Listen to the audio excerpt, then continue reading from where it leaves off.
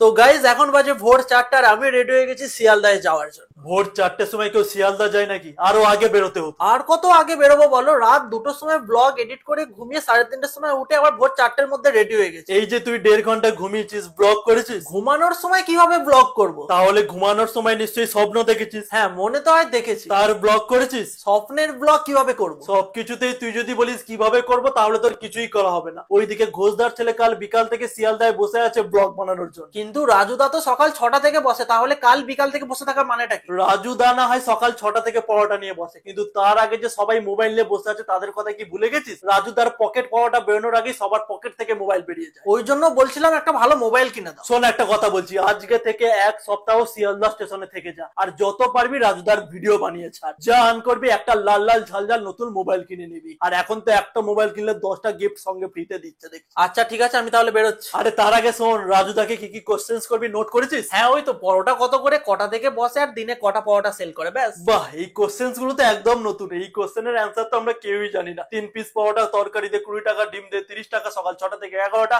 আর daily 400 piece পরোটা sell করে। তুমি তো দেখছি সবই জানো। শুধু আমি না, গোটা বাংলা জানে। এমনি এমনি রাজুদার পরোটা ভাইরাল হয়। তাহলে আমি কি জিজ্ঞাসা করবো? এই জন্যই না তোর ফুড ব্লগিংটা খুবই ইউনিক। কি করবি সেটা আমাকে তুই জিজ্ঞাসা করছিস? কি হবে বলতো তোর? ফুড ব্লগিং মানেই তো এগুলোই, কমন কোশ্চেন্স আর ফুড রিভিউ দেওয়া, ব্যাস। তুই এখনো 2019 সালের ফুড ব্লগিং এডিশনে পড়ে আসিস। আরে এখন ব্যাপারটা পুরোই আলাদা। বাংলার বাইরে পাপারাজি আর বাংলায় ফুড ব্লগিং দুটোই প্রায় একই। দুজনেই সুযোগ বুঝলে ভিডিও অন করে। তাহলে আমি কি করব তুমি বলে দাও। এই যেমন রাজুদাকে জিজ্ঞাসা করবি শীতকাল তো পড়ে গেছে, তাহলে কি এবার তেল ছাড়া রুমাল পরোটা ছেড়ে কম্বল পরোটা আসবে? এটা আবার কি? আজ্ঞে হ্যাঁ, এরকমই। যত পারবি রাজুদাকে ভুলভাল কোশ্চেন করবি, যাতে করে রাজুদা পরোটা বিক্রি ছেড়ে তোর ভুলভাল কোশ্চেনের অ্যান্সার দেয়। এতে করে তো রাজুদা আরো রেগে যাবে। আরে হ্যাঁ রে বাবা, এটাই তো চাই। তবে গিয়ে তো ক্যাপশনে দিতে পারবি যে রাজুদা হঠাৎ রেগে গেল কেন। দোষ যতই তোর থাক, কিন্তু ব্লগটা এমন করবি যাতে করে দেখাবি রাজুদারই দোষ। তারপর আশেপাশে যত দোকান আছে তাদের সাথে যেন আরো ঝামেলা হয়, ইচ্ছা করে তাদের সাথে রাজুদার কম্পেয়ার করবি। এটাই হলো new edition of food blogging. এরকম করলে তো বেকার কন্ট্রোভার্সি তৈরি হবে আর রাজুদার অনেক ক্ষতি হয়ে যাবে। হ্যাঁ, তো কি হয়েছে? এটা কেউ বোঝে নাকি? তোর তো কোনো যায় আসে না, তোর তো শুধু কোয়ান্টিটি পাওয়ানোর কথা। এই যেমন কিছুদিন আগে পর্যন্ত বিদেশি উজালা বেবি বিরিয়ানি ভাইরাল ছিল,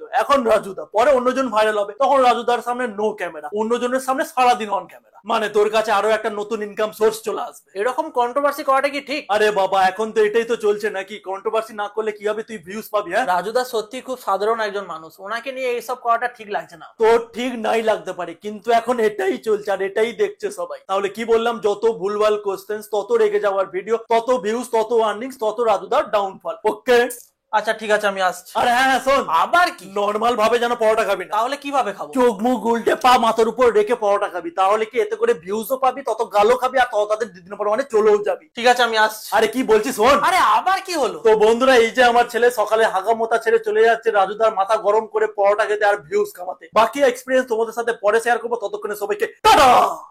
এক প্লেটে 3টে। হ্যাঁ বল। হ্যাঁ হ্যাঁ, বেরোচ্ছি, তুই স্টেশনে দাঁড়া, আমি যাচ্ছি। হ্যাঁ। তো গাইস চলো এবার বেরোনো যাক।